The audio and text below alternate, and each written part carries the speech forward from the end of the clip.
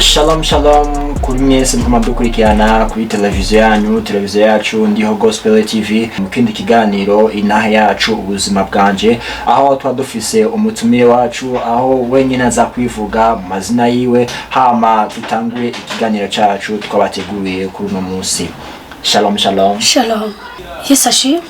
Amen. Jeni twa Kanyange Bera. Tumu mama w'abana batatu. Na mugabo twaravanye. Na mugabo na mahigwe nagize kugumana nawe. Bwire mbega ni impamvu yihe byavuye kuki kuba ugeze kuno mwanya mutari kumwe n'umugabo hamuka ufise n'abana? Impamvu umugabo yarantaye anta mu nzu y'impangano tumaze kuvyarana abana babiri. Uwagira gatatu nuwo nirondereye pembeni. Nuwo narondeye mu bundi buryo kuko tutari tukiri kumwe, ntari bwamenye ko umubiri wacu ari ingoro ya Kristo. Umva muri ico gihe nari ncitwara nova ko nk'agahene ko muci. Hamasha mbyara umwana, umugabo amaze kunta mu nzu y'impangano ndifuvye umva ubuzima bwari bugoye, antana umwana umwe yitwa Linda n'undi yari mu nda nyakwigendera yavuye ataha yitwa Vizigiromika. Ntaye mu nzu y'impangano azi ubuzima bw'ubujumbura buragoye, ntangura kwironderera. Ntanga kuja mu ngeso zitandukanye nuko ubuzima bwanje bwatanguye kwangirika. Inyuma yuko muvanye n'umugabo wa mbere, bwa kabiri uza ufatana n'uwundi, mbega hagati yaho kugira ngo mushobore yuko kubana n'undi muntu, hagati yaho nibwo ubuzima bwabandanije kugira ngo ushikire uwo wundi? Uwo mugabo twagiye guhura naramaze kuja muri kakazi kitwa Maraya bwo kugurisha umubiri. Ariko numva ko ndumwe kasubira inyuma gato, numva ko ndumwe Yesu yagiriye ubuntu, numva ko ndumucika cumu wa Satani.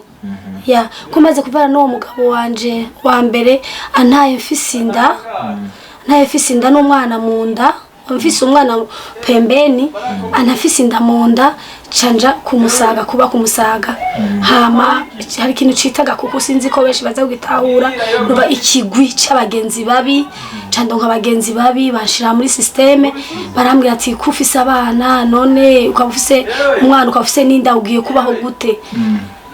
Ati ubona ugiye kubaho gute uzobishobora no munyokuru mu bana? Bati none nkora iki?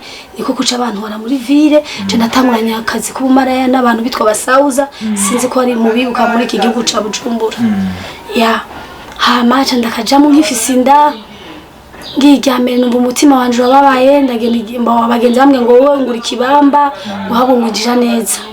Ndinjira neza, maze kuvyara rero ndabukora, ngenda n'abazungu, ngenda n'abo basauza, ngenda no mu bihugu bitandukanye, Kenya, Kampala, Tanzania, Kongo. Naho nagiye n'Imana yangiriye ubuntu kugira ngo ngaruke mu rukundo rwayo. Mwico gikorwa nyene wakora mu Maraya, ugenda n'abantu batandukanye, bega ko wavuze yuko warufise abana n'umugabo wa mbere yagutaye, bega byarakorohera abana ba ibyanyorohera? Kuko urazi mu Maraya araraho aho bwije. Hari gihe twahura n'ingorane muri ako kazi ku Maraya, hari gihe badufunga, abana n'abasigaye bibi n'umukozi mutamakazi. Ivyanyorohera nagenda gusubira kuko je ndi muri ba mama bakunda abana, nagiriwe amahirwe ngira urukundo ku bana. Nagenda gusubira inyuma numva ntuntuye, mvuga ati Mana ubuzima gute? Ako nokubwe kubwo buzima nabubayemo imyaka 14 nimba nibagiye imyaka 14 upanze inzu utayiraramo, nabati Imana nishura inzu sindayiraramo. Biri gute? Ariko Imana nyakugira amahoro, nyaguhezagirwa, nubwo ari duhezagira iza kungirira ubuntu. Mbega mwice kugwa nyene wakora, mbega abana bawe bayifata gute? Abana banje bakiri bato narabenda nababwiye ko ndumuganga.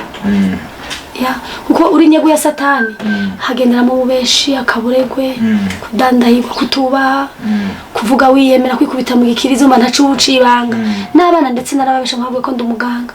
Bana banje bakuze ndababwiye ko ndumuganga kuburyo naho bakura.